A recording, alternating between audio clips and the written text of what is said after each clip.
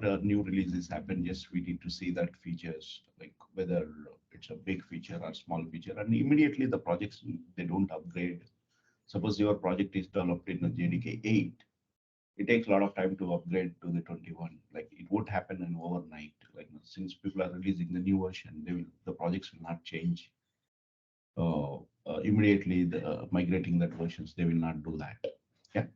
Suppose if you are starting the new module, if you are starting like you have a microservices kind of a architecture where you can develop the new services in the newer versions. Yeah. And once you learn Java, any one version, if you learn that here, whenever new features are added, if really you are going to use it in your project, or if it is a very good feature, then you will learn it and you are going to implement that. That's the way it works. So then IDE, so we are using the IntelliJ IDE. There are multiple IDEs are available. One is a VS Code, then we have a NetBeans, and then Eclipse, then IntelliJ IDE. The IntelliJ IDE Community Edition, I asked you people to install. So then here we are using the JIT. JIT is using for the to maintain your source code, like no, so versions. Then you would be using the JIT. And the commonly used Git services are either Bitbucket or GitHub. Okay, how to push the code to the GitHub or Bitbucket, I'll be showing that. And then there is something called the Maven. So the most popularly used build tools in Java world is one is the Maven, the another one is a Gradle. So when you are working in the projects where the projects needs a lot of third-party libraries, and projects should have the standard directory structure. To maintain that, we would be using the Maven project. We would be using that here. Maven is it's a build tool. We can say that. Yeah. And we started our project creation with the Hello World example with the Maven project.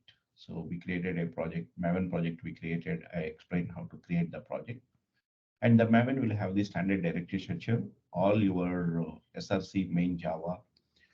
This is a standard directory structure. There is something called the pom.xml file, the project object model. So SRC main Java, SRC main resources, test Java, and there would be a SRC test resources. All your source code will be, you are going to put it inside the SRC main Java. All your configuration files you would be keeping inside the resources, and then all the test cases you would be writing in SRC test Java, you are going to write it here.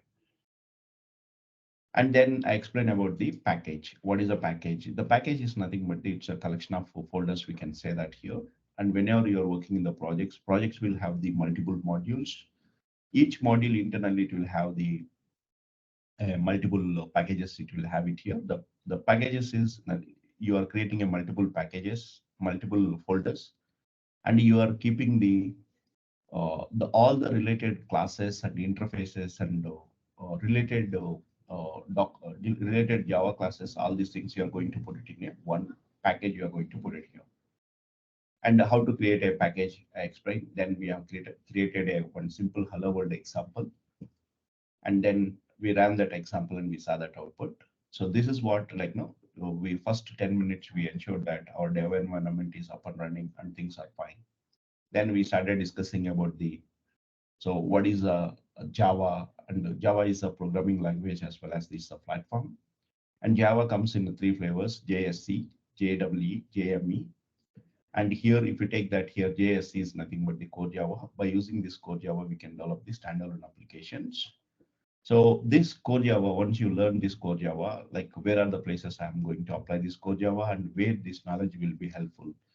So once you learn core Java, you can take this knowledge or like to work on the Android. Like if you're going it as Android mobile developer, you need a core Java, and at the same time, oh, my computer is going to restart in 52 seconds. Okay, I'll be back, guys. So if it's a restart, yeah. So just so I didn't see that there is something upgrade is happening. It's saying that it's up. There is no way I can stop it, I guess. Yeah. Anyway, I'll be back. So once it's restart, I'll be back and I will be continuing that. Yeah.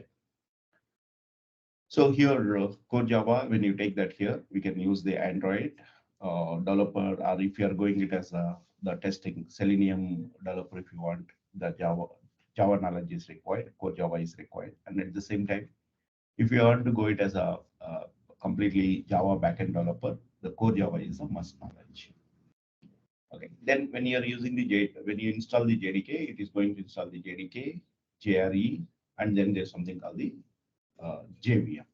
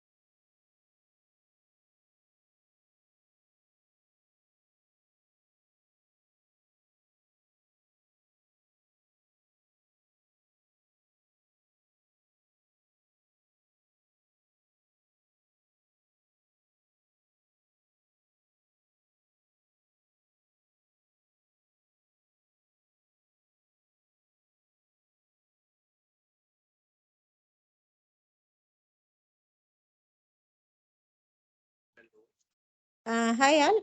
Sorry for the inconvenience. Since trainer system is okay, it is getting updated.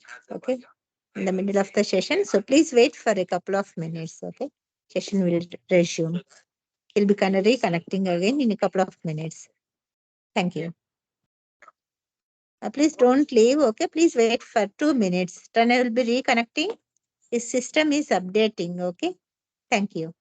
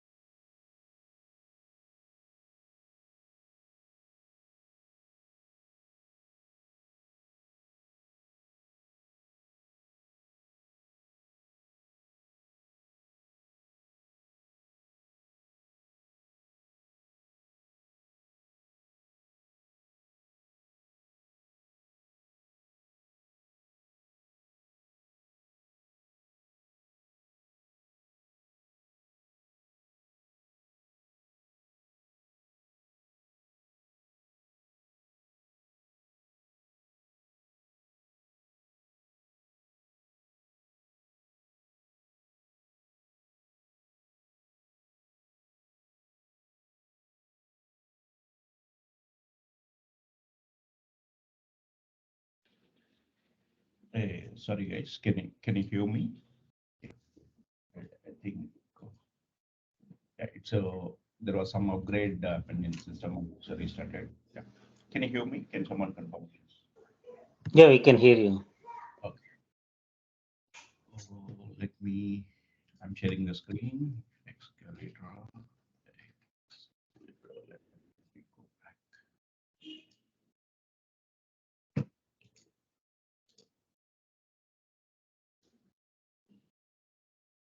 Cool. It took really long time to upgrade. Yeah. So I explaining about the like what yesterday what are the things we discussed. Yeah. Then we discussed about the JDK and JRE and JVM. JDK is a Java development kit. As a developer, we need to install the JDK, which comes with the compilers and debuggers, necessary tools to develop the Java applications. What other tools are required? All these things is part of the JDK. JRE is a Java runtime environment. In order to run your application, whatever you develop by using the JDK, we need a JRE. JVM is a Java virtual machine. It is a part of the JRE, Java runtime environment. And when you compile your program, it is going to generate a dot class files. The intermediate code it is going to generate, that's a bytecode. The bytecode will is specific to the JVM. So once you write your Java program, if you compile your Java program and it's going to run it, the compilation is nothing but you have written the language in a high level language you have written, and to make it to convert it to the high level language into the machine understandable language, we would be using the compilers or debuggers we would be using. In case Java, we would be using the Java compiler, which is going to convert this into the .class file. And you can take these .class files and you can run it on any operating system wherever JRE is installed. Then we discuss variables. What is a variable? Like how we are going to declare the variables. And then we discussed about the data types. This is the data types. We have a byte, short, int, float, double. There are 8 primitive data types. Depends on the what kind of data you are dealing with, that you would be taking the particular data type and we are going to create a variable. What is a variable? Variable is a name given to the memory location. We call it as a variable. Whenever you are declaring the variable, you are going to specify the data type. What is the data type you require? You are going to specify, and depends on this data type, the memory is reserved in your memory area. And then here you are assigning in that memory location, what is the value you are assigning. So that value will be stored in this memory location. And later at any point of time, if you want to access that, we would be using the variable name. And here whenever you allocate the memory, it is going to give the one address. That would be typically it is in a hexadecimal format, which we cannot remember. We are giving the name for that memory location. This we call it as a variables. We can say that here. This is the fundamentals we discussed in the last class. And today we will see that as a day 2, we are executing here. I'm going to create one more package I'm creating. Yesterday we have done only one example. Now today we'll be doing the few examples by using the operators, how it works. So just we'll see that here. First, let me create a package name called the day 2. Here, right click on to create a package. This is a package name. We call it as a day 2 we are taking here. And we will be writing the day 1, not inside the day 1. We should be creating the package parallel to this is a package. So here I'm going to set as a day 2. Now all day 1 examples will be in this folder, in this package, and all the day 2 examples will be in this package. We are going to keep it here. Now I want to do the sum of 2 numbers. Okay, just we are writing a very, very basic examples we are writing. New class, I'm going to take it here. This is a class name is I'll be saying it as a sum of 2 numbers. Sum of 2 numbers. This is my class name. I'm going to create it here. And once you create a class, and in this class, this is a opening and this is a closing. What are the logics you are going to write it? What are the methods or variables? Whatever you are declaring, you should be declaring inside the class. And here we are going to write a main method. We are going to write it here. You see here, I am using the GitHub Copilot. By looking at my class name, it is suggesting that, hey, are you trying to do this? This is exactly we are trying to do that here. This is what AI tools will help us like now. The fundamental things, the AI tools are going to do that here. We shouldn't be spending too much time on learning the fundamentals these days. Like no, see, I just said the class name and I didn't do anything here. My AI tool is saying that here, hey, you type your class name as a sum of 2 numbers. Do you want to do this? Just it is suggesting that. And if you are okay with that, just you press the tab, then that code is generated for you. Yeah. So anyway, that's not like no, we are learning. Yes, we need to understand the fundamentals, at least what is this operator and how it works. So just I'm creating the first main method. I'm going to create it here.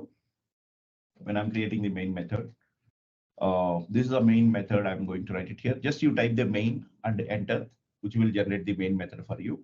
And here we are going to take it as a 2 variables. Into number 1 equal to, I'm going to take it as a 10. Into number 2 equal to 20. I need to do the sum. Into sum equal to, I'm going to do the number 1 plus number 2. This is like if we take the operators, we are using the here equal operator we are using here, and here we use the plus operator. When you take the operators, we have different types of operators we are having here. When you take arithmetic operator, we have a plus, minus, multiplication, then we have a division, and then there is something called the modulus operator. Division and the modulus operator we are having here. These are the operators we are having here. Some of the languages supports the modulus operator. Some languages they don't support, but Java supports the modulus operator. Plus, minus, multiplication, division, and the modulus operator. Okay, these 3 I need not to explain. This 4. And what is the difference between the division and the modulus operator? The division modulus operator always returns the remainder. Modulus operator always returns the remainder. Suppose if I do this 2 divided by, or we can say it as a 7 divided by 9 divided by, if I take it as a 9 divided by 4, if I take this here, 9 divided by 4, if I do this here, we will get the result as a 1. And same thing, if I do this here, 9 modulus of 5, if I do this here, we will get the result as a 4. The result as a 4, you are going to get it here. When you take this here, let me explain this here. Suppose if I'm taking here, this is a 9. We are dividing with the 5. So 5 ones are 5. The remainder is a 4. Okay, in case of the modulus operator, you will get the remainder. In case of the division operator, you will get the quotient. Now you may say that here, hey, 9 divided by 4, it should be 1.8 something, we should get it here. Where is saying the 1? When you divide integer with the another integer value, you will get always result as a, we will get always result as a integer result. We will not get the floating point values. We will not get the floating point values because this is an integer value. This is also integer value. So we will get the result as the integer values. You will not get the floating point values. So one simple thumb rule we can remember that here, whenever you are dividing the number, you will get the integer value. If you divide with another integer, you will get the quotient. And if you use the modulus operator, you will get the remainder. Suppose if I'm doing the bigger value, I'm dividing with the smaller value. Suppose if I'm doing here 5 divided by 9, 5 modulus of, I'm going to take the 9. So in this case, you'll get the 5. And here you're going to get the 0. You are going to get it as a result. This one. So when you're doing the smaller number, if you're dividing with the bigger number, you will get the 0 point something. So you'll get it here. And the value will be 0. And when you're doing the modulus operator, you will get the value is of the same value. You're going to get it as a remainder. So where do you use these reminders and all these things? If you're taking the modulus operation, division operation, it's a simple thing, simple analogy. Let me give you that here. Suppose you have a collection of, let's take it as a, you can take it as a collection of fruits or collection of, we can take it as, some items you can take it here. Like you have a multiple items you are having here. So n number of items you are having here. And like you want to arrange this in a box. Okay, you want to arrange in the box, we need to arrange it here. And like now you need to find that here you have a n number of items and the box capacity, box has got this certain capacity. You need to find that to accommodate this n number of boxes, how many boxes are required. And this is one example. Another example, it could be a simple example could be like, you are doing the sitting allotment you are doing here. Like there is some examination and where you are doing the sitting allotment you are doing here. How many rooms are required? You need to find that here. Like with the capacity of the certain capacity, how many rooms are required? Just you need to do that. It's a very, very common operation. We'll do that here. Okay, if you're inviting somebody for your wedding or something, like how many people you know that are coming, and you know the room capacities, like like based on that number of people, you are going to find that how many rooms are required. Yeah, suppose if it is there are 9 people or 10 people are coming and the room capacity is a 3, how many rooms are you going to book? You are going to book the 4 rooms. You are going to book it here. Okay, not 9, not 3. You are going to book the 4. You are going to book it here. How are you coming with that number? So we are dividing with that here. 3 or 9. There is a 1 person is left. For that 1 person, you're booking a separate room. You are going to book that here. So to get that here, when you are dividing that, is it exactly dividing or is there any reminder? If there is a reminder, we need to treat it as a differently. So in such a scenarios, you would use the modulus operator. Yeah. The division and the modulus difference is division is going to return the quotient, modulus operator is going to return the remainder. Then plus minus multiplication, I need not to explain. It's a simple thing. We are adding, subtracting, and multiplying. We are doing here. And this equal operator, we call it as a assignment operator. This we call it as an assignment operator. Suppose I have a variable. I want to assign this value. From this value, you want to assign to this, then you would be using the equal operator. We are going to use it here. This is what we are going to assign.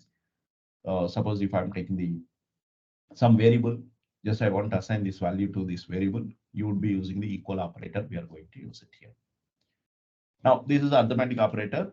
We use the number 1 equal to 10, number 2 equal to 10, 20, and I'm going to do this here, number 1 plus number 2. And here I want to print the result. In order to print the result, just we are going to say it as a sum of system.out.println. Whatever your own message you would be writing in a double quotes, then you are concatenating the number 1 value at the number 1, and then you are doing the plus number 2 is the sum value you are going to print it here. Now we'll run this example, which would be printing the sum of number 1 and number 2, what is the result? It is going to print it here. This is a value it's printing here. This is a value where you are going to print it here. And one thing is like, here the first time who are learning, hey, wait, what is this? You will have a confusion. See here, when you are printing the variable, you need not to use the double quotes. Just directly you are going to print the one. You are going to print the number 1. You can print the number 1. I'm going to print it here. But I want to append the sum message. So this is a place where I'm saying here the sum of, okay, here plus, hey, you print the value at the number 1 plus I'm writing the and I'm going to do this here and then here we are going to set as a number 2. I'm going to do that here sum equal to, just we are going to print this one. This could be given it as your own, like your own message. You can do the equal operator, like so anything you can try that here. Yeah. And what are the message you are typing, that should be in a double quotes, and variables if you're accessing that you shouldn't be giving any double quotes or anything. So just directly you're going to plus means for this string you append or you concat the number 1 value at the number 1, and then you concat and then you concat the value at the number 2. Then finally you are printing some value you are printing here. So once you have done that here, in order to format your code, like this is just we want to do the formatting of your code. You want to do that here. You can use the format the code. Just we are going to say that format the code. Suppose you type the code like this, you typed here, and some things are not formatted properly. You need not worry about that here. Just there is something command called the, okay, Control Alt L. If I'm using here, this is a shortcut is here. I don't remember shortcut, like format code. You would be saying that as a format code. If you do this here, automatically the code is going to be formatted for you. Yeah. Now, in order to run this application, just you are going to run. And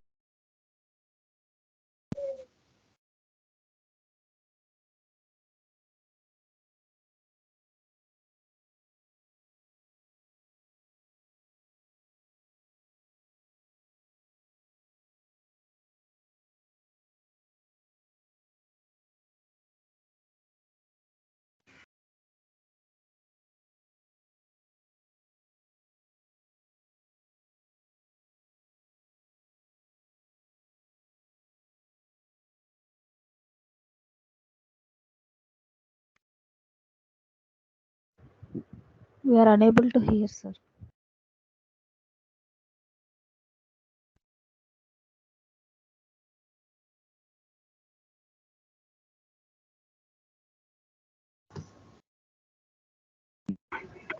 hey, since how long you are unable to hear, guys? Just 2 minutes, 3 minutes. Oh my God. So it went on mute. I don't know, some hotkey it might have pressed and it. Sorry. Okay. Just I was explaining the swapping of the 2 numbers. I'm explaining how we are going to do the swap of the 2 numbers. The left hand you have got the some 5 kgs weight, and right hand you have got the 8 kgs. Now you want to swap this left hand weight to the right hand weight to the left hand. This is a basic like you can think like no, don't worry about the how you are going to write the program. It's like no, this is the fundamental thing. Just what you are doing here, real life for example, you want to swap the 5 value to the 8 to the 5. You want to do that here. We have a multiple options. If you can carry both the things, you will put it in one hand. Then you will pick the other from other hand. You are going to pick the more weight. We are going to pick that here. This is a one option. Other option could be you will put the 5 down, and then you are going to take the 8 is here, and from the right hand you are going to put the value whichever you put it down. You are going to pick that. So this is a 2 options. So we can try that here. Now, in the same thing, when you're writing the programming also, you're going to do the same thing. Like, I have this is a memory area. If I'm taking here, in this memory area, we created it through 2 variables. This is a variable 1, and this is another variable we created here. And here we are holding the value of the 5. Here we are holding the value of the 8. Now what we would be doing here is I'm going to create a one temporary variable. I'll move this 5 value into the, I'm going to copy this 5 value into the, this is a place where we are going to copy. And then I will take this 8 value and I will put it here. Then I'm going to pick the 5 value into here. I'm going to pick that here and I will delete this value. Okay, here will not have any value. This is the way we would be swapping that here. How are you going to do that here? Just we'll take it as a number 1 equal to, I'm going to put it as a 5. Number 2 equal to, I'm going to take it as a 8. Now, somewhat we need to ensure that the number 1 value will be copied into the temporary variable. Okay, temp equal to, I'm going to take it as a number 1. Hey, value at the number 1, you make it into the temp. Then I'm doing here number 2 equal to, I'm writing the number 1, I'm going to write it here. Number 2 equal to here we are going to take it as a number 1 equal to number 2, we are going to do this here. Number 2 equal to, I'm going to say it as a temp, I'm going to say that here. If you take this example, first here we created the variables like this. This is a 5, this is a 8. You'll take it as a this temp. Initially, we don't have any value. Temp equal to number 1. That means temp value, I'm going to assign the 5. Number 1 equal to number 2. Value at the number 2, we are assigning to the number 1. That means it is going to be 8. Number 2 equal to temp. That means what is the value at the number? This you are going to get it as here. And by the time we have swapped the two numbers, 8 and 5, we have swapped that here. This is by using the temporary variable, we are going to swap that value, and any of this value we need not to delete explicitly. You can ignore that here. Once the method is execution is over, automatically it is going to be deleted here. Now here we are writing a simple program. New class, I'm going to create it here. The swap of two numbers. Okay, swap of two numbers. I'm going to do this here. And there's a main method. I'm going to write it here. And I'm taking here int number 1 equal to 10, int number 2 equal to 20. And here we are going to write the code for this you're writing here. Okay, let me stop with this GitHub Copilot for some time.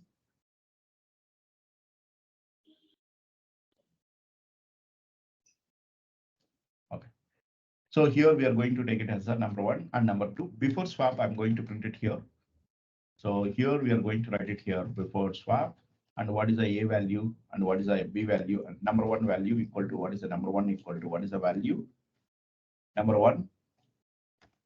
And here we are going to set as a and number 2 equal to what is the value you would be printing here. This is a number 2. I'm going to print it here. Then here you would be writing the logic. You are going to write it here into temp equal to, I'm going to take it as a number 1.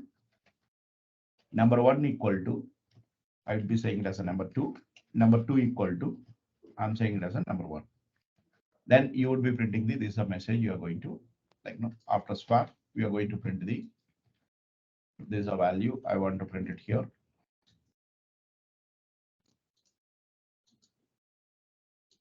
Okay, I'm doing here. This is after swap. This is a value you would be printing here. This is a number 2 value. We are going to print it here. Okay. Yeah, cool. Now here, if I go and run this here, and we would be getting the output as a before swap, what is the value, and after swapping, what is the value you would be getting here. Before swap and after swap, you would be getting this here. Okay, no, something I'm doing wrong. Here, number 2 equal to temp. Sorry, number 2 equal to temp. We are going to do this here. Yeah. Yeah, because we assign to the temporary variable. Number 2, you are assigning the itself. It's wrong. Yeah, this is what. The same example, if you want to use the without temporary variable, I want to do that here. Like now you are looking at this code. Hey, I'm using the temporary variable. Without temporary variable, is there any way I can do the swapping? Now you don't delete this code. Like now you are going to do the commenting this code. And Java has got the 3 types of comments it is having here. The single line comment, and then we have a multi-line comment, and then there is something called the document type comment. document type comment we are having here. This is a document type comment. These are the things, three things. The single line comment means whatever you put it with two slashes, and if you write it here, that code will be commented by the compiler. That code will be commented and compilers are going to ignore. This is a multi-lines. When you have a multiple lines, you want to comment this code, you would use the multi-line comment. And this is a document comment to explain about your method, and to generate a Java docs, we would be using the multi-line comment. Now here in this case, I want to apply the comment. I'm going to apply the I'm going to comment in this code. So just we will be doing here. This is a starting and this is a ending tag. If you don't give the end, it is going to be commented everything. You will have the compilation error issue. Just I'm commenting these three lines. I'm commenting here. You can use the single line comment also. 1, 2, 3 times you are going to do this here. Okay, just we are commenting the code. Either ways you can try that here. Okay, whether you can. Okay.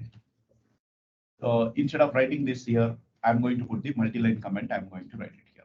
This is a multi-line comment. I'm going to put it here. There is a shortcuts for that. Even I'm also not familiar with that shortcuts. Yeah. Here you can go here. Don't worry. Like if you don't know some things like commenting, comment with the line comment, commenting with the block comment. Suppose if I remove that comment, and if I'm going here code, I'm going to do this is commenting with the block comment. So just it is going to comment that code. It's going to be commented here. Okay, cool. So this is a way you can comment your code. Like we don't want to delete the existing code without checking your new code, whatever you are thinking, without testing. You shouldn't be deleting this code. Like the existing code, always you should keep it here. I'm going to keep the existing code. I'm going to keep it here. Then I want to write a new logic here. What is that? Without using the temporary variable, I want to do that here. Number 1 equal to number 1 plus number 2. Okay, I'm adding the value 1 and 2. I'm adding that here. I'm assigning to this number 1. And I'm going to do here is number 2 equal to number 1 minus number 2. Okay, number 1 equal to number 1 minus number 2. Okay, this is the logic I have written here. Okay, what exactly it is happening here? Just we'll see that here. So here we are going to take it as this is the same example. I'm coming back here 5, and here it is a 8. And we don't have any temporary variable. We don't have it here. Now, first value, what I'm doing, first statement, number 1 plus number 2, 5 plus 8, which is nothing but the 13. Okay, this is a value. It is assigned to the number 1. Number 2 equal to number 1 minus number 2. Number 1 is now 13. 13 minus 8, nothing but the 5. Now I'm doing here, number 1 equal to number 1 minus number 2. 13 minus 5, which is nothing but the 8. We have done the swapping of the two numbers. Yeah. So without using the third variable, if you want to swap the numbers, you would be doing like this. You will be doing this is what you are going to do that here.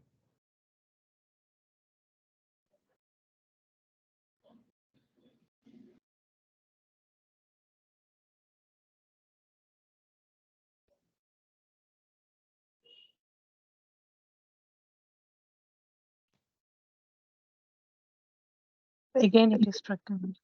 Yeah. Just got it. Here, this is a way you would be getting this value. Like you are going to swap these numbers. Yeah. Any questions so far? Let me format this code. Yeah. Any questions? No, we're good. Good. Yeah. So this is a way we would be swapping up the two numbers. You are going to do that. This is a simple examples just to get familiar with the Java syntax. We are writing these examples. So we can take it as this examples. It is executing the line by line. First, it will execute first line, then it's going to execute the second line. It will continue its execution until it reaches the last line. There is no there is no sequential. It is a sequential execution. There is no conditions. The iterative statements, we don't have that. Yeah. Now, if you take that, if you are If you are taking the further examples, like no, we'll take it as a one. These examples, whatever you are written here, we are kind of hard coding these values. We don't want to hard code these values. You want to read these values from the user. We want to read it here. Okay. In order to read that user input, like in order to print the output on the console, we are using the system.out. In order to connect with the standard input device keyboard, we can use there is something called the predefined class called the scanner class. By using that scanner class, we can connect with the keyboard. We can read the user input. We'll take a simple example. New class I'm taking here. This class name is sum of three numbers I'm taking here. Sum and average of AVG of three numbers. Okay, this is a class name. I'm going to write it here. Now here we are going to take a main method I'm taking here. This is a place where we are going to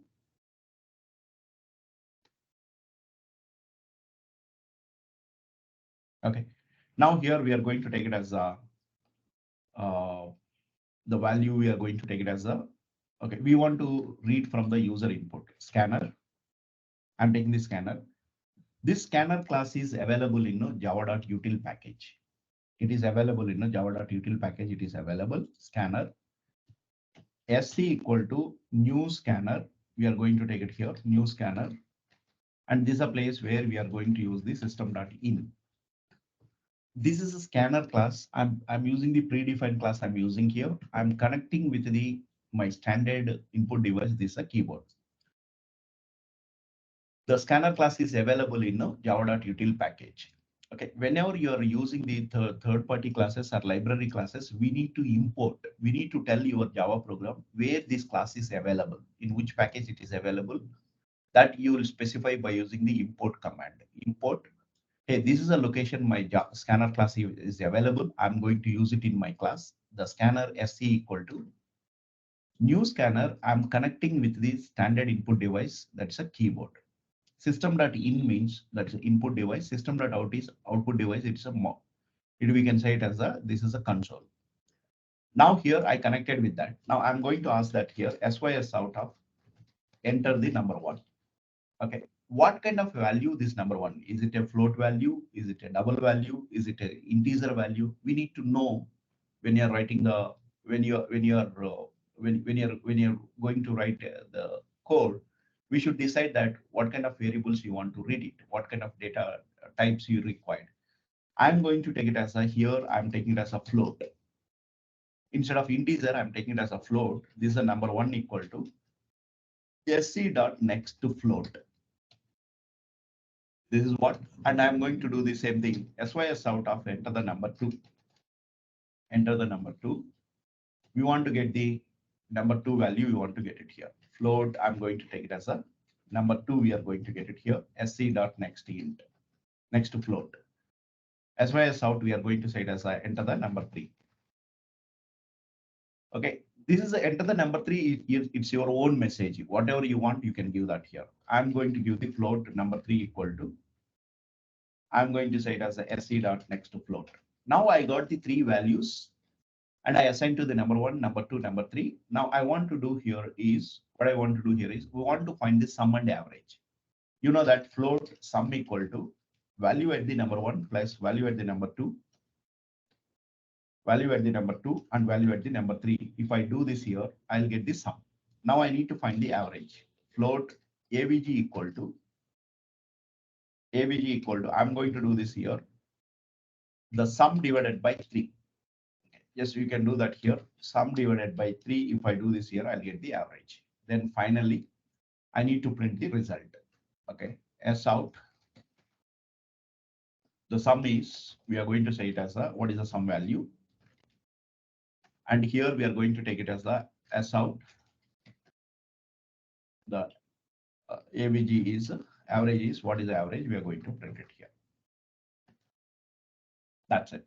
Now, how it is going to work? Just if I run this here, the console is going to prompt you, hey, enter the number one value. Until you enter the number one value, it won't proceed. Now I'm going to enter the number one value.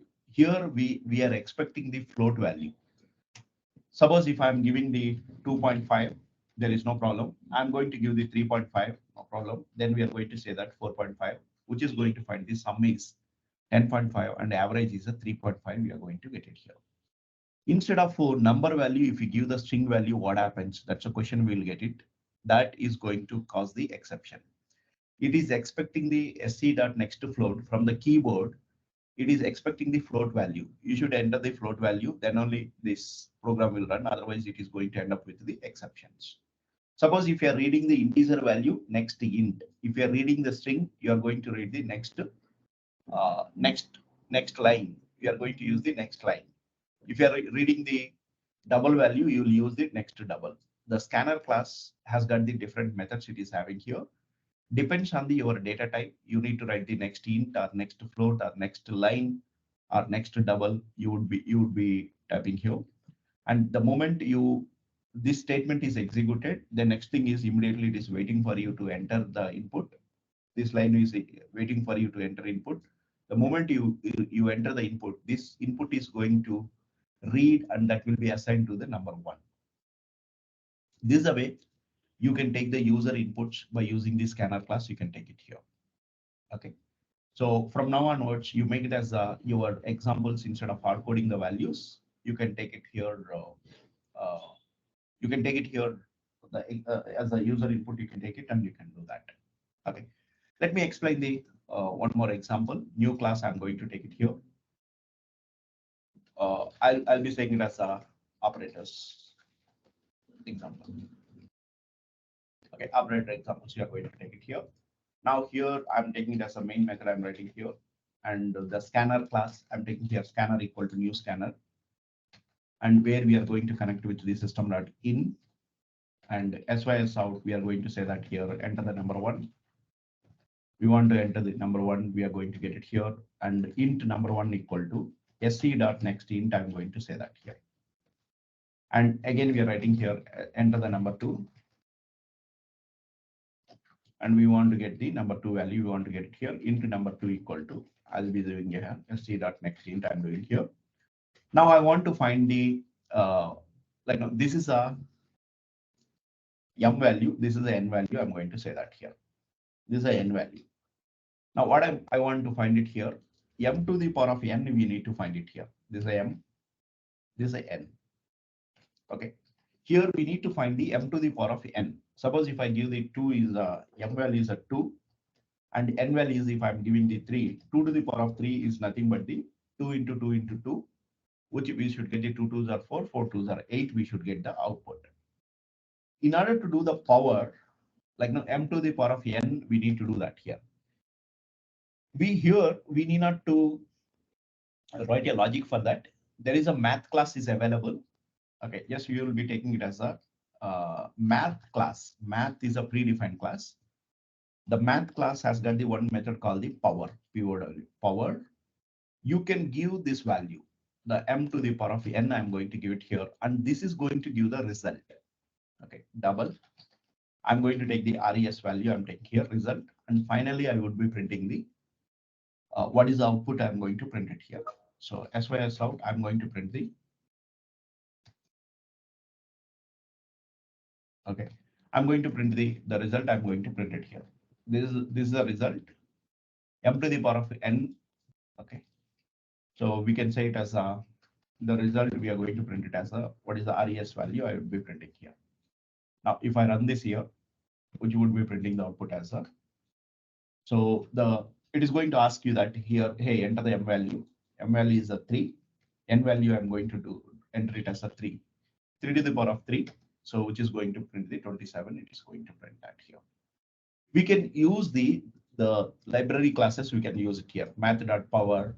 Suppose if we are finding the biggest of 3 numbers, like no, there are a lot of methods are available in a math class. If you look at here, these are the methods are available.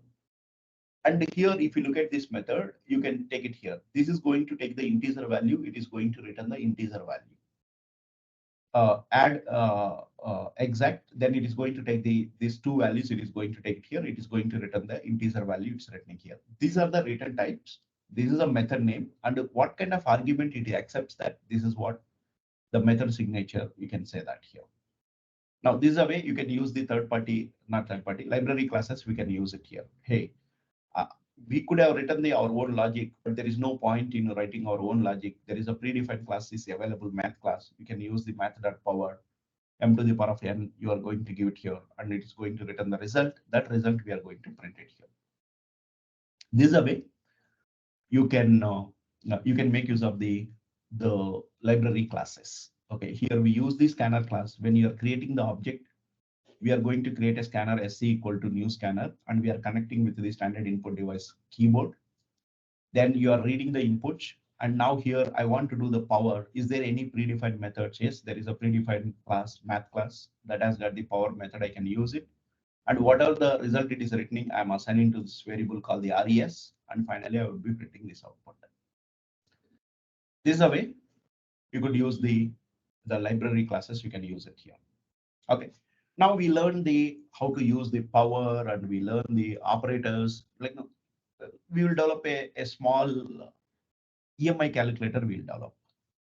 Okay, how the EMI calculator works. The EMI is like, how it works. Like, if you take this example, like, let me take it as a EMI calculator. Okay, there are a lot of people has given the lot of things like, if you take this EMI calculator, the personal loan, if I'm taking here, it's like, you are taking the personal loan of the, let's take it as a 20 lakhs you are taking here. Okay, 20 lakhs you are going to take it here, personal loan of the 20 lakhs. If you take that here, and rate of interest is it's going to be a 16%, and you are taking the tenure of the 36 months. What is the EMI you are going to pay it here? I'm paying the loan amount is 70,314, and total interest you are going to pay it here. And at end of the 3 years, you would be printing. You are going to pay this is the amount you are paying here. This is the amount you are going to pay, the 25 lakhs 31,306. This is the value you are going. Now here, if you take this year, how they are calculating this EMI, just we need to see that here. We are not a financial experts. They will be telling that here, this is a formula. P into R rate of interest, then into 1 plus R whole to the power of n plus 1 to the power of whole to the power of n minus 1. If you use this formula, you will get the EMI amount you are going to get it as liquidated monthly installment. You would be getting that here. So now here they are saying that here rate of interest is a percentage. You need to divide it with the 12, and you need to divide it with the 100. You will get the what is the per month you are going to get it here. Okay, this is another thing they are explaining about that here. So you can take it as this is a kind of a requirement you got it from so the prospective customer, like, hey, he wants to build a sample EMI calculator where he wants to show all this graphical user and all these things, but we don't have any graphical user interface. Just you are doing the command line. We will ask him to enter your loan amount and enter your interest rate, and how many months you enter that here, and based on that you would be showing all these calculations you want to show that here. Okay, now here when you take this here, the rate of interest is R value is this value is a percentage. You are dividing with the 12 and dividing with the 100. You are going to do that here, and n is a number of months. Like, you are going to take it as a tenure. You will be taking the number of months you are going to take it here. How many months?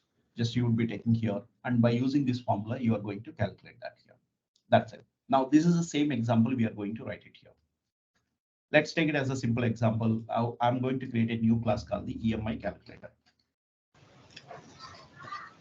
Yes.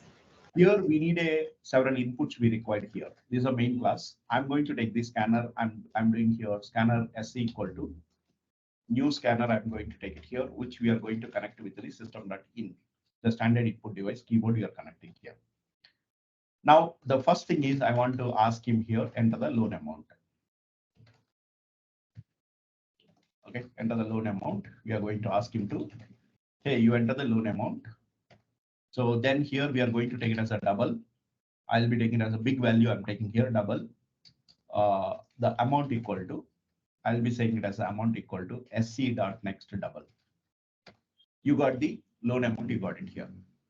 The next thing is we are going to ask here SYS out, enter the enter the interest rate. Or rate of interest, we are going to say that here. Enter the rate of interest. Rate of interest. I'll be taking it as the enter the rate of interest. You would be taking it as the, this is also double value. You are going to take it here. Double RI, rate of interest. I'm going to take the RI. I'm going to take it here. SC dot next double. I'm going to take it here. SY S out. Enter the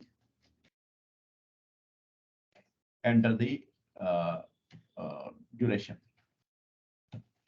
So in months. Okay. So just we are going to take it as a double n equal to SC dot next double. I'm going to take it here. Cool. Now I got it here. These three inputs I got it here. Now R value will be calculated. Double R equal to rate of interest will be calculated. RI divided by 12 divided by 100. Because it is a percentage we are going to enter. 12% or like 15%, 16% you would be giving here. That you are going to calculate the R value, rate of interest will be calculated. RI divided by 12 divided by 100, we are going to do this here. Once you have done with that, once you have done that here, the next thing is what you would be doing here is, yeah, now here if you look at this formula, P into R plus 1 plus R whole to the power of n. 1 plus R whole to the power of n. Then divided by 1 plus R whole to the power of n minus 1. Okay, cool. Now here we are going to do this is a double EMI equal to P into R. Okay, this is P is nothing but the amount in our case into R into, we are going to do this here, math dot power 1 plus R comma n, math dot power 1 plus R. Here we are going to take the 1 plus R whole to the power of n. 1 plus R comma n, we are going to do this here.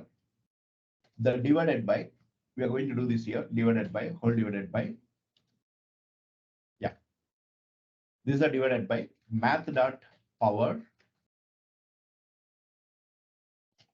1 plus R n minus 1.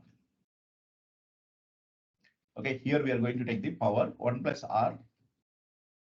This is a value, you are going to take it here and put the end statement, you are going to write it here. Like now, if you take it here, this is a power.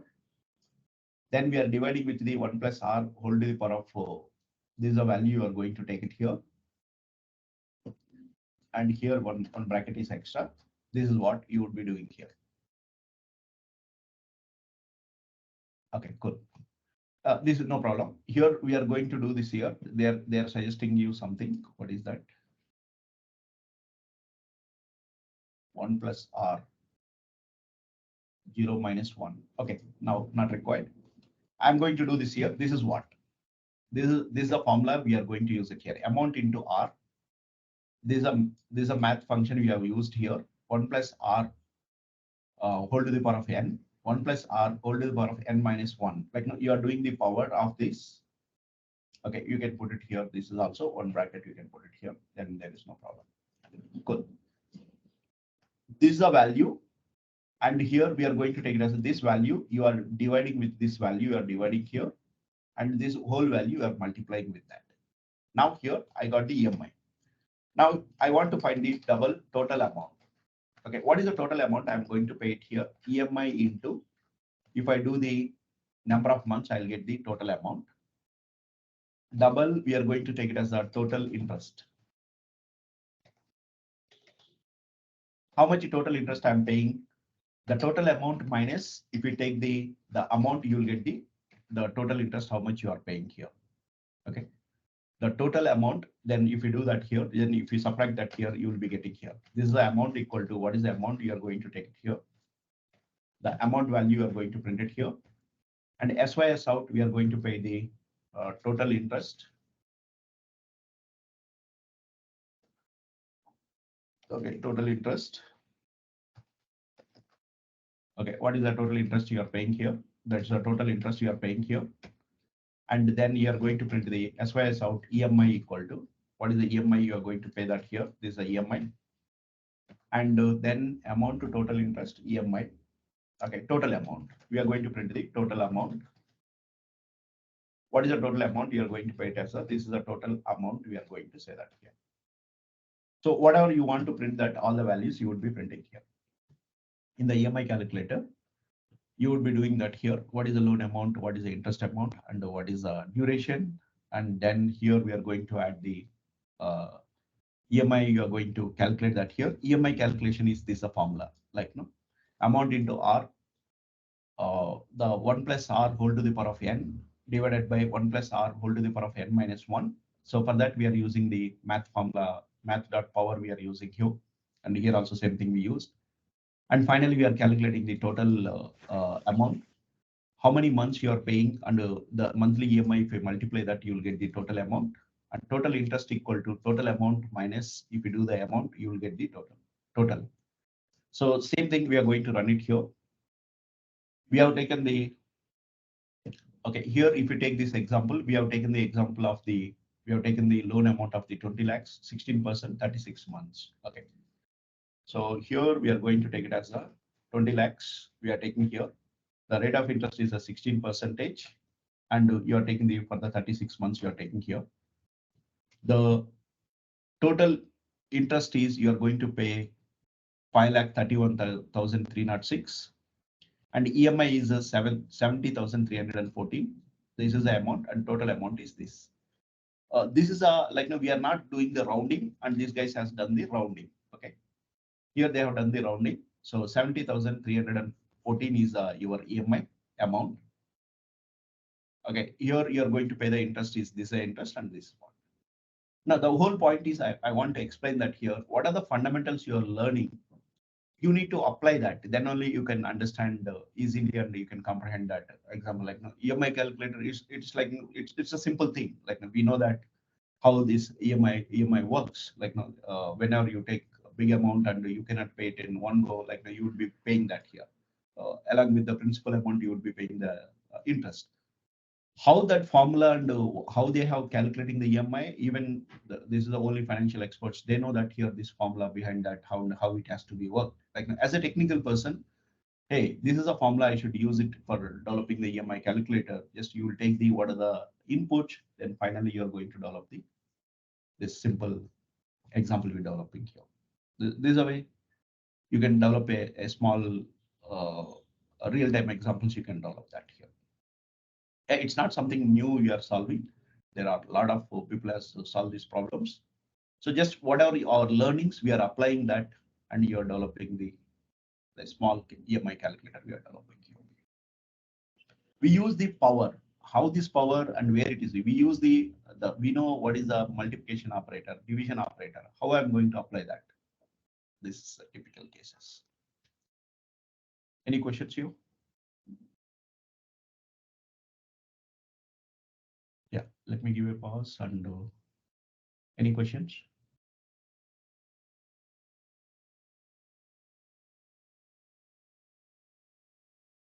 No. No. Okay. Let's take it as a like what are the examples we have done that here? These are all examples. It is going to execute the line by line. It is executing. Okay, it starts from here, and it is going to reach the end. It is going to reach it here. Like it will be executing the line by line. It's going to execute here. But this will not be the case when you're working on the real-time projects. This will not be the case when you're working with the real-time projects. Based on some condition, some code has to be executed. Based on some condition, the code needs to be repeated multiple times. So how are you going to do that? That's what's the next topic we are going to discuss here. Okay. So let me recap whatever the things we discussed so far. Like here today class, what we discussed here, the operators, arithmetic operators we are discussing, and where we have seen that plus, minus, multiplication, and division and modulus operator. The division and modulus operator difference is division is going to return the quotient, whereas the modulus operator returns the remainder. And then we saw that here how to use the user input, how to read the user input. there is a scanner class which is available in the java.util package.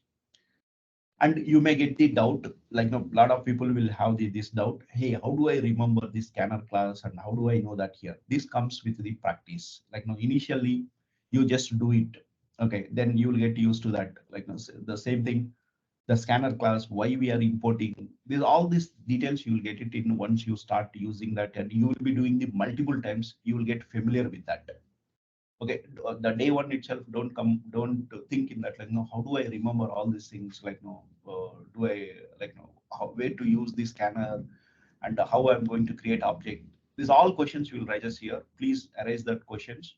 You just do it. These examples, whatever we are discussing in the classroom, you just do that here. Maybe in upcoming sessions, you understand why we are taking the what is this object creation, why do you need to do the object creation. These all these things you will get, you'll understand that.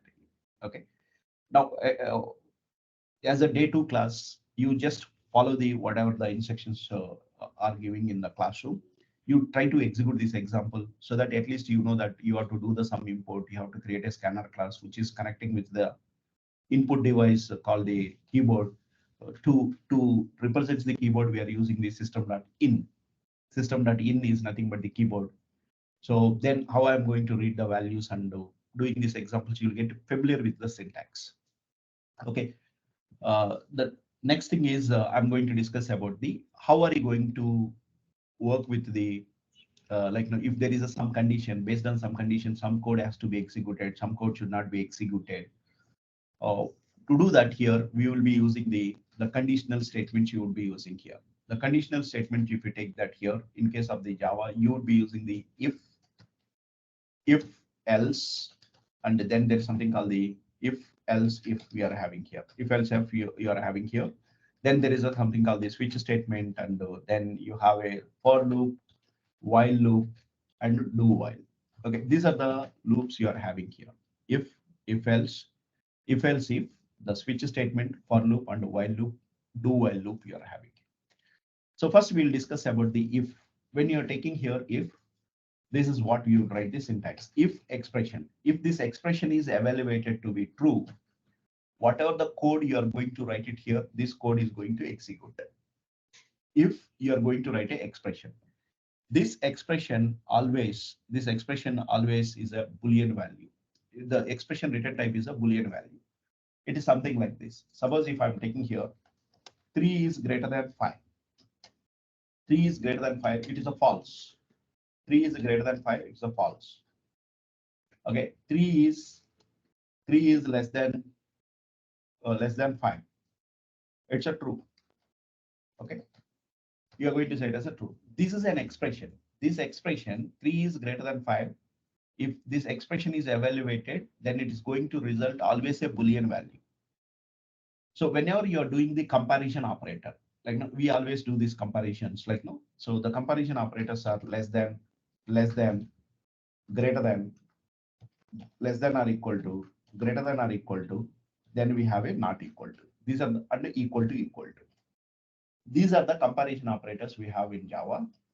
So if you take this here, whenever you do the comparison, always we would use this as the operator. Either it is a less than, greater than, less than or equal to, greater than or equal to, not equal to, equal to. When you use this operator, always you get the result as a Boolean value, either true or false. If it is a true, if the value is a true, then if this expression is evaluated to be true, it is going to return the true. If I take this expression, if true, what are the code you are going to write it inside the if, it is going to execute. Otherwise, this code will not get executed. Otherwise, this code will not be get executed here. Now, let's take it as a simple example. We are going to write it here. Now, here we are going to ask the new class. I'm going to take it here. This is a class name is person details. Person details, I'm going to take it here. And this is a place where I'm writing the main method I'm writing here. And this is a place where we are going to ask here the scanner class I'm taking here, scanner sc equal to new scanner. System.in, I'm going to do this here. And this is a place where we are going to ask the sys out, enter your name. Okay, I want to get the name. Just we would be reading here string name equal to sc.next line. I'm going to take to read the new line, we are going to use the sc.next line. We are going to use it here. Sys out, enter the age. We want to read it as age as an integer value. Int age equal to sc.next int. Now here finally we are going to print the sys out. I'm going to print it here. Name is, what is the name? You are going to print it here, name. And here we are going to print the sys out. We are going to print the age.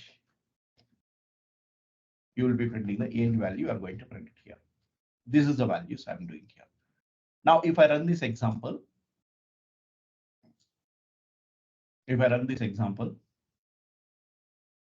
the name value is, I'm going to give it as a Krish, and enter the age value. Inadvertently, I gave it as a age value as a -23. So the age cannot be minus negative number. Right? So what we want to do here is, even user enters the negative number, we want to convert into the positive number. If inadvertently, if you enter the age value as a negative number, we want to convert that value into the positive number we want to convert. Now here we are going to write one extra check I'm doing here. What is that? If the age value is less than 0, if he enters the age value is less than 0, I'm doing here age equal to minus of age. You convert that value into the positive value, we are going to say that here. Okay, now if I'm running here this example, now again I'm going to run this here.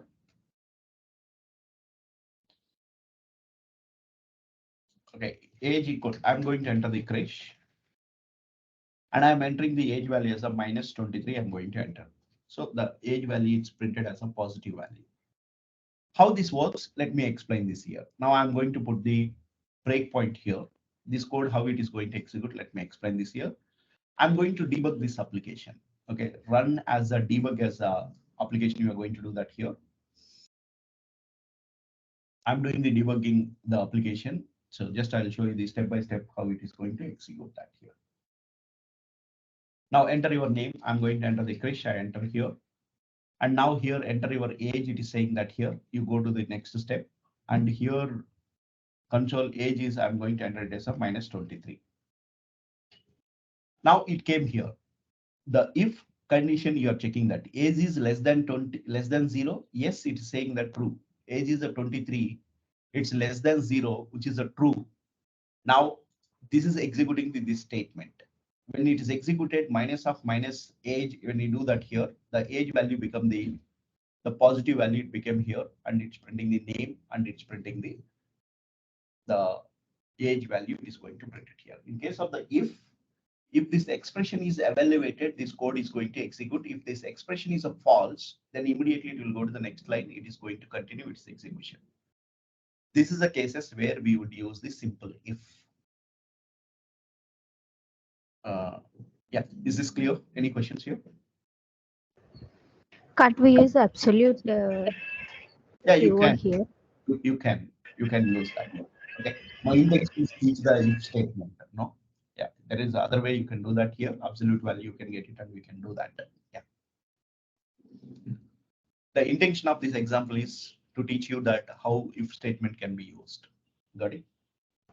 Okay. So what our friend is saying that here, hey, why don't you use the age value as a math dot absolute value of the age? If you give that, it is going to work. Why do you want to write the if condition? Yes, absolutely it will work. There is no doubt about that. So just I want to introduce with a simple example how you would use the if. Then I have taken this example. Now we'll do one more example. You'll get more familiar with that here. Now here we are going to create a discount calculator or bill calculator. Okay, that would be better. Bill generator. Okay, bill generator we are going to take it here. Bill generator we are taking here. And one more thing is like how much I am instructing here also, class name should be capital letter, and you should follow the proper naming conventions. Your class name should convey the what exactly you are doing, but still people will create a class names with lower cases. Class name without following ABC, XYZ, they will create a class names. Never do that here from the day one. Please practice with the proper naming conventions and the proper what you can say proper what you can call conventions, you follow that and you create that your files. No, don't create ABC XYZ. It looks very hard, and the same thing, same habit you will continue in the projects also. To avoid that from the day one, what are the classes you are creating here? You will create a proper name, and with the proper naming conventions, you are going to do that here. Yeah. So that for you, when you look at the after 3 months, hey, what are the examples I have done that here? You can easily look at that. Or somebody, if you look at your code, you will understand that hey, something you are doing the summed average of 3 numbers, swapping the 2 numbers I'm doing here, like no sum of 2 numbers, EMI calculator. You'll get to know that when you look at the class name itself, what exactly you are doing. Yeah. Try to follow the best practices from the day one. Okay. Don't create a ABC, XYZ, the class names. Yeah. Okay. Bill generator. What is this bill generator is? I'll explain this bill generator. Okay. Here I'm going to explain this here. What exactly you need to do that here? If accept the bill amount from the user, calculate the discount. Calculate the discount based on the calculate the discount. If bill amount is greater than 5,000, discount will be okay. Otherwise, no discount. Okay. Otherwise, no discount. Cool. So here, accept the bill amount from the user and calculate the discount. Calculate the discount. Here we are going to say that here, if bill amount is greater than 5,000, then discount would be 10%. Otherwise, there is no discount. Okay, this is what. Then finally, we need to display the print the discount, discount amount and net amount. You are going to print it here. Print the discount amount and the bill amount and net amount. You need to print it here. This is a simple example. You need to accept the what is the time? We need to accept the from the user. We are going to accept the user bill amount. You are going to accept. And then we need to calculate the discount, and then you are going to calculate the net amount. This is a main method. I'm going to write it here. And here we are going to take it as the scanner class. I'm going to take it here, scanner SC equal to new scanner. And where you are enter the bill amount. What is the bill amount? You are going to get it here. Then here we are going to get the bill amount you are getting here. Discount is initially we will take it as a 0. If bill amount is greater than or equal to greater than 5,000. Okay, here we said that greater than 5,000, is it? Okay, greater than 5,000. Then if my bill amount is greater than 5,000, then you are going to get the bill amount into 0.1F. That's a floating point values whenever you are taking. Otherwise, it will take it as a double. We will get the compilation error. We want to take it as a float value. You are going to give it as a 0.01F, which is nothing but the float value you are taking here. And now here we need to calculate the net amount. Float net amount equal to bill amount minus discount. Then finally, we are going to display the what is the bill amount, what is the discount, what is the net amount. We are going to display that here. Okay. So here to save some time, just I enable the GitHub Copilot. Like no, this is everything I have to repeat that. There is no point in typing that. So here we are going to say it as the enter the bill amount. You are going to read that value. Initially you are taking it as a discount is a 0, and bill amount is greater than 5,000. Then you are getting the discount. We are overriding this 0 value with this value. We are overriding, and then you are calculating the what is the net amount, and you would be displaying all the values you are displaying here. Suppose if I'm running this example. Okay, bill amount is if I'm taking the 6,000, if I'm taking here. And I should be getting the bill amount is 6,000. You will get a discount of the 600. We are going to get it here, and 5,400 is a net amount. Greater than or equal to 5,000, we will make it. Now, suppose if I'm making my bill amount is once again I'm running here. Bill amount is 4,000. I'm going to take it here. I wouldn't be getting any discount. Discount value is 0, and this condition is false. That means the controller will go to the next line and it will continue its execution. Bill amount minus 0, it doesn't make any sense. It would be the same as the bill amount because we don't have any discount. If I execute that here, you got the bill amount is 4,000, discount is 0, the net amount is 4,000. This is a way you can use the simple if. You can use it here. This is a way you would be using the simple if. Okay, then you have something called the if else. If else. Okay, if there is a condition now here. Like now you are going to take it here. Let me explain it here. If expression, if this expression is a true, you execute this here. If it's a false, you execute this. If the expression is evaluated to be true, you execute this line of code. If expression is false, you execute this. This is the case. Suppose if I take a number is even or odd, we need to find that here. Either given number is even or odd. Okay, we need to find that here. If number is not even, then it has to be odd number. Okay, so now you are going to write a simple example. You're writing here, new class, even or odd. Example. Okay, let me take it here. This is the main method. I'm going to write it here. And here we are going to ask the scanner. SC equal to new scanner. We are going to create it here. SYS out, we are going to say that enter the number, int number equal to this. If number modulus of 2 equal to 0, then it is a given number is even number. If not, it is an odd number. So number modulus of, whenever I'm dividing this number with the modulus of 2, if I do that here, if this the result of this is equal to 0, then we are saying that is an even. Otherwise, you are going to say it as it's an odd number. Number modulus of 2 equal to 0, we are saying it as a given number is even. If not, you are going to say it as a given number is an odd number. You are saying here.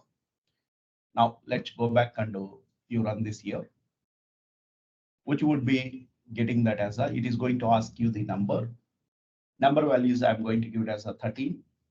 13 modulus of 2 is equal to 1. 1 is equal to 0. Condition is false.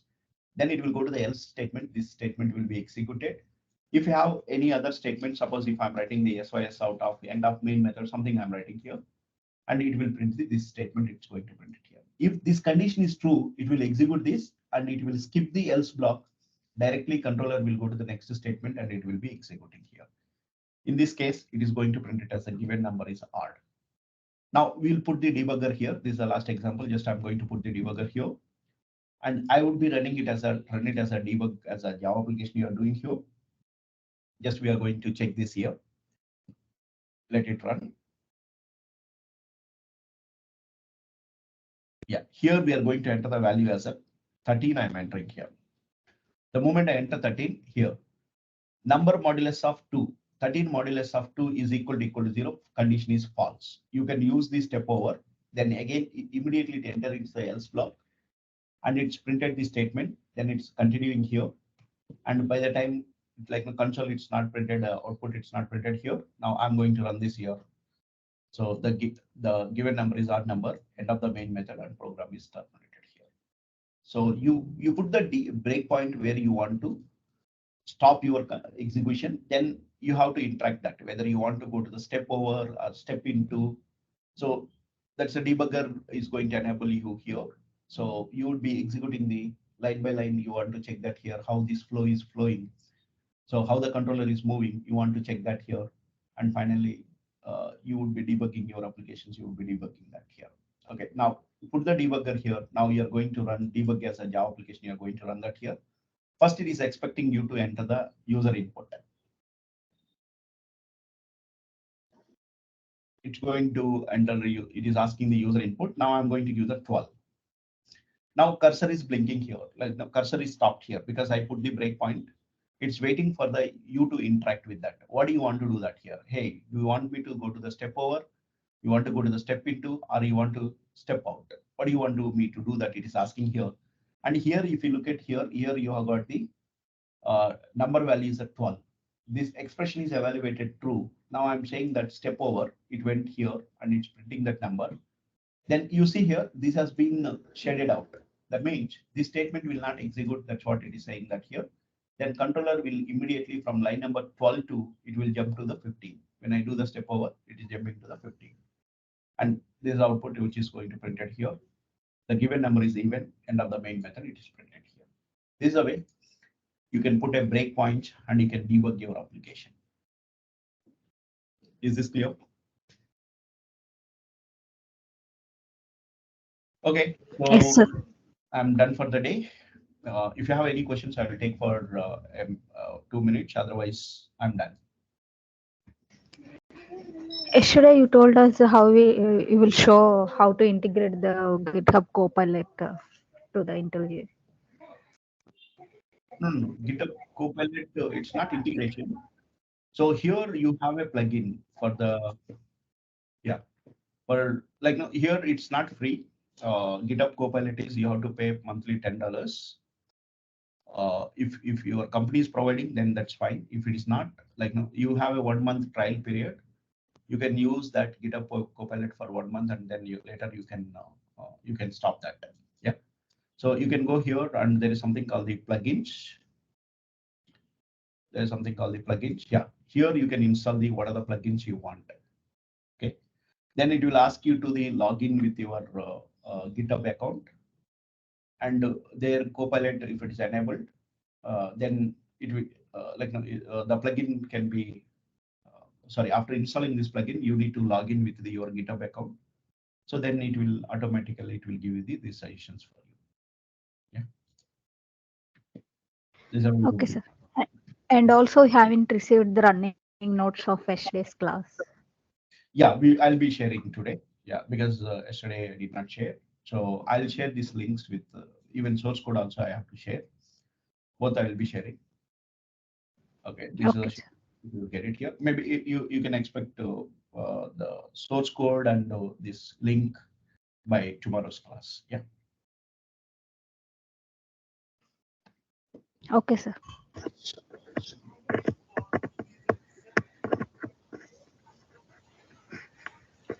Thank you. Thank you, sir.